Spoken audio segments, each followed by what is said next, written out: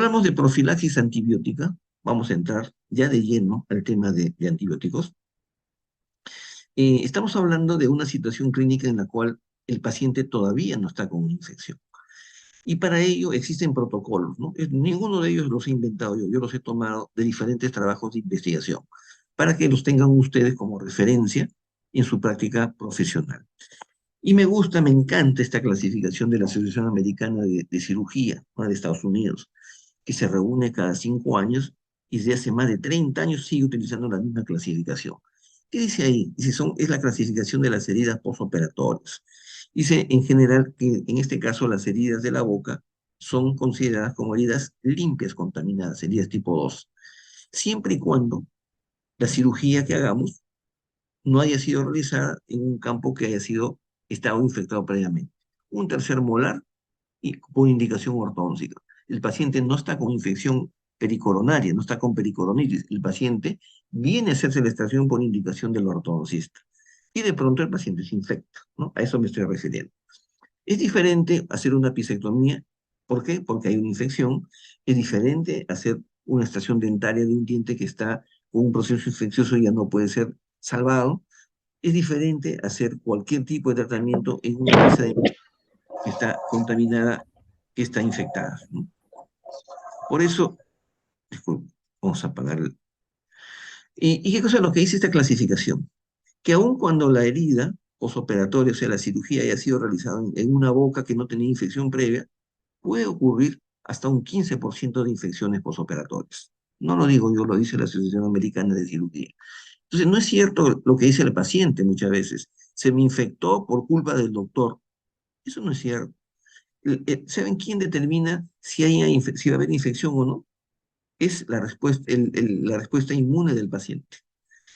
Después de una extracción dental, cualquiera, han hecho estudios en los cuales inmediatamente después de haber terminado una extracción dental, le toman una muestra de sangre al paciente y hacen un cultivo de la sangre del paciente y encuentran hasta en un 80-84% de los casos bacterias de la boca.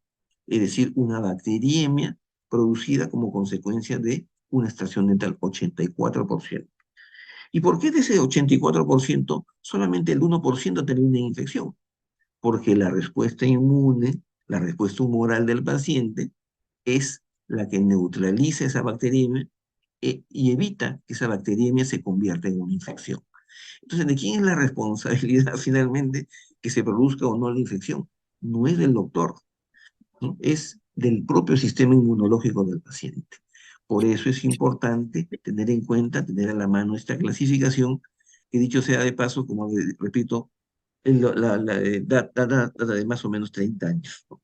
Es decir, cada 5 años se reúnen, hacen un council, ¿no? Los especialistas de la Asociación de los cirujanos generales, ¿no? Ni siquiera bucales y maxilofaciales, sino los cirujanos generales en Estados Unidos, y actualizan esa información.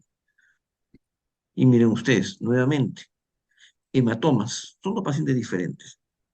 Cuando tenga un hematoma postoperatorio, lo primero que tienen que hacer es utilizar un protocolo de tratamiento antibiótico que cubra las principales bacterias que puedan producir una infección, ¿no? Es decir, en otras palabras, tratar o manejar el caso como si el paciente estuviera infectado. En el lado izquierdo, una paciente también a la cual le pusieron anestesia infiltrativa, rompieron un vaso sanguíneo accidentalmente, eso no es culpa de nadie, y después se produjo un flemón. En el caso de la señora de en medio, ¿no?, le hicieron una extracción, una extirpación de una hiperplasia fibrosa, y mala suerte, no hubo precaución y cortaron un vaso sanguíneo, cortaron una vena y se produjo un tremendo hematoma. Primero una hemorragia tremenda y después un hematoma postoperatorio.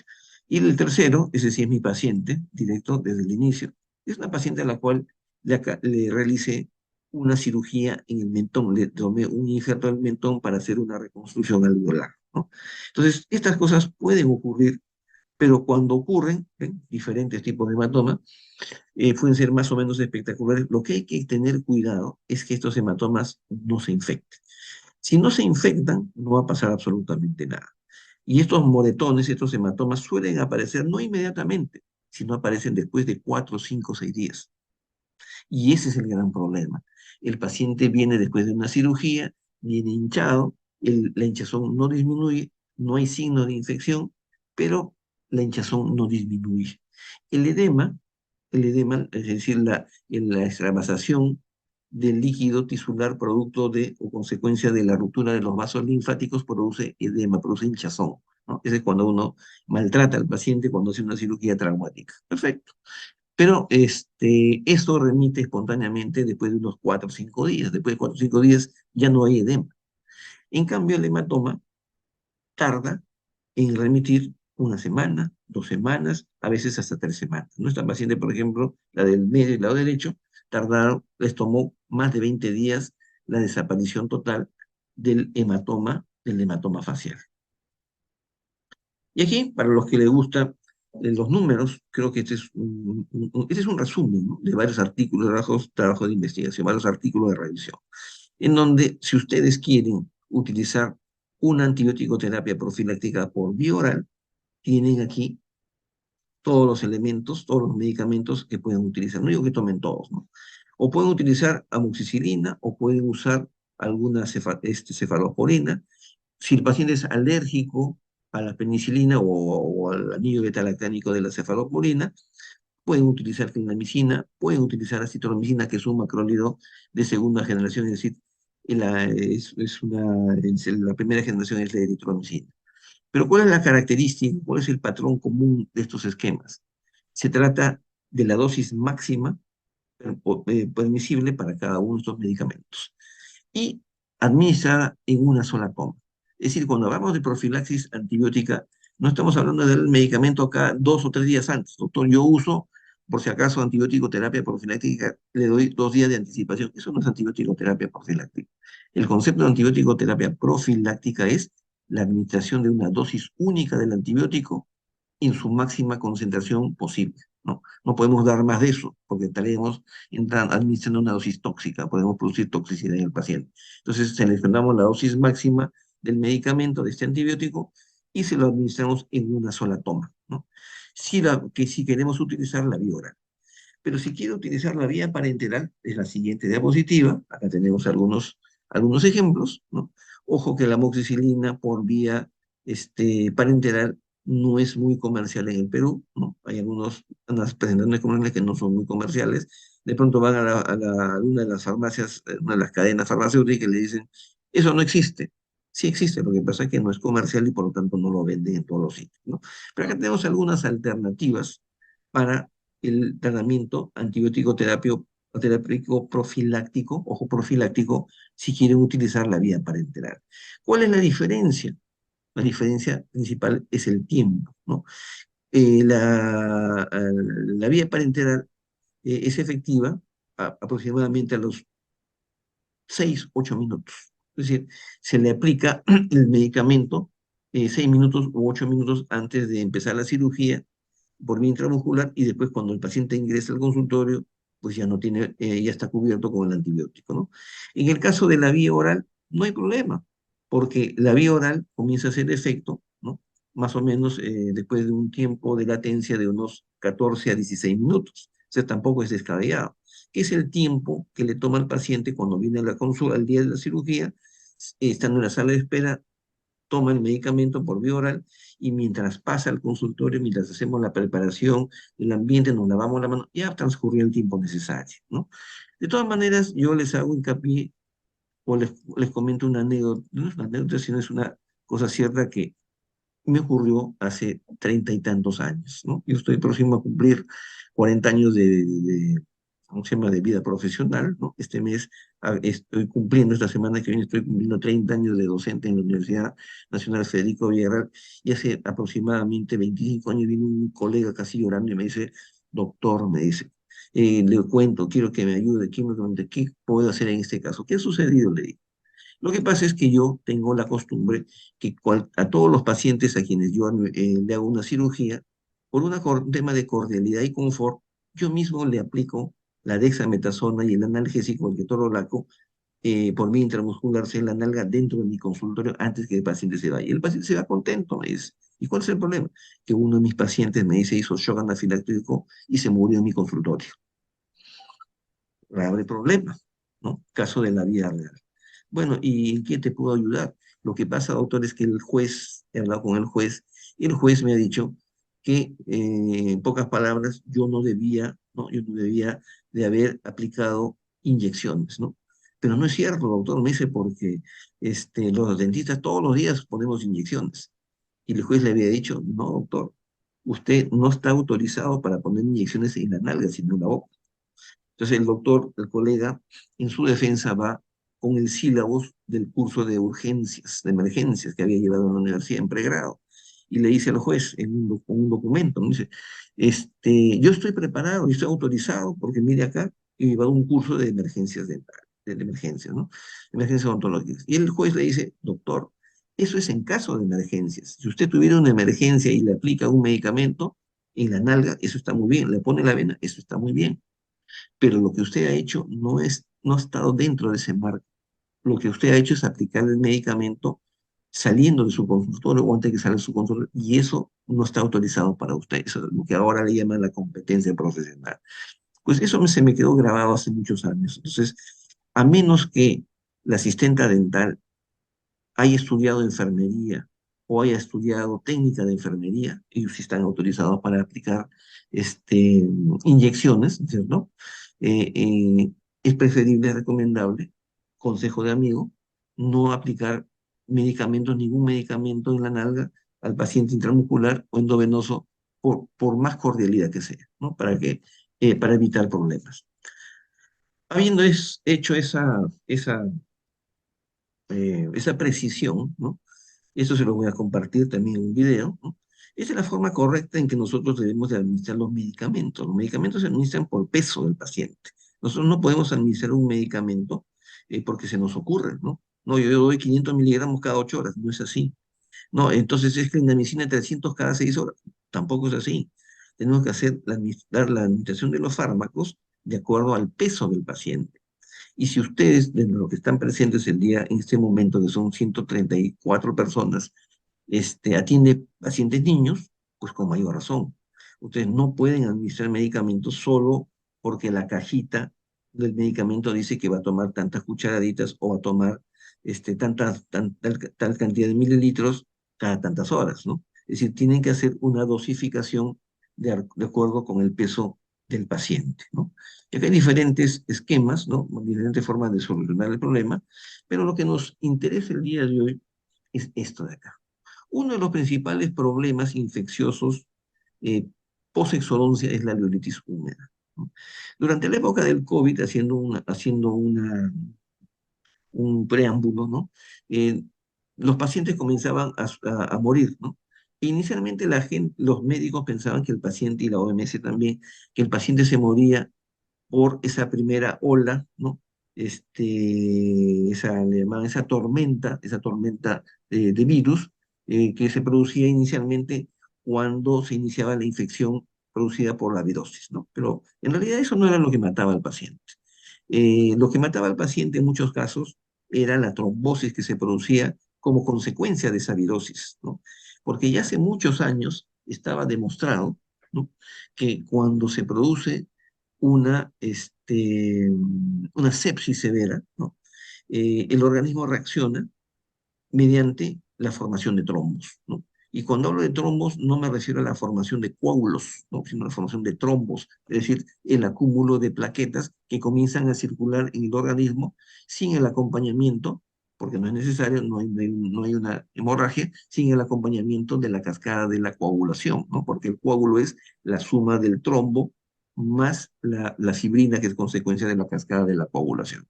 Entonces, cuando hay sepsis severa, se produce lo que se llama una coagulación intravascular diseminada. Estoy hablando de sepsis sistémica, ¿no? Y cuando ocurre eso, se producen trombos. Y esos trombos, cuando se instalan en las arterias coronarias, pueden producir un infarto agudo de miocardio. Si se instalan en un vaso cerebral, puede producir un accidente cerebrovascular. Cuando se instala en las zonas distales del cuerpo, los dedos de las manos o los pies, se produce una necrosis por la trombosis. Entonces, la trombosis puede matar a la persona.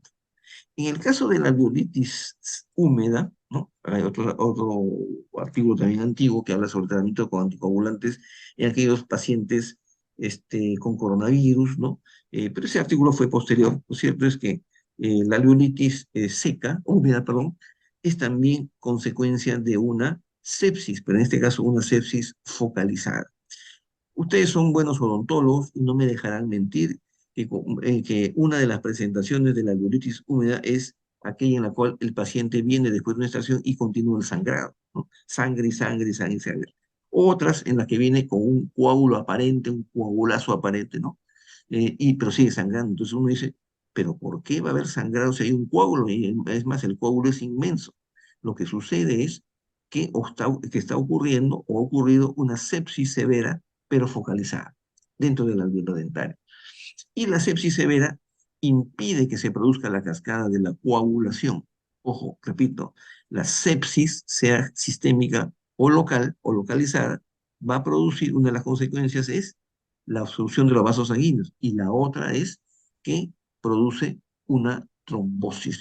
Y la trombosis es consecuencia de que no se produce la cascada de la coagulación.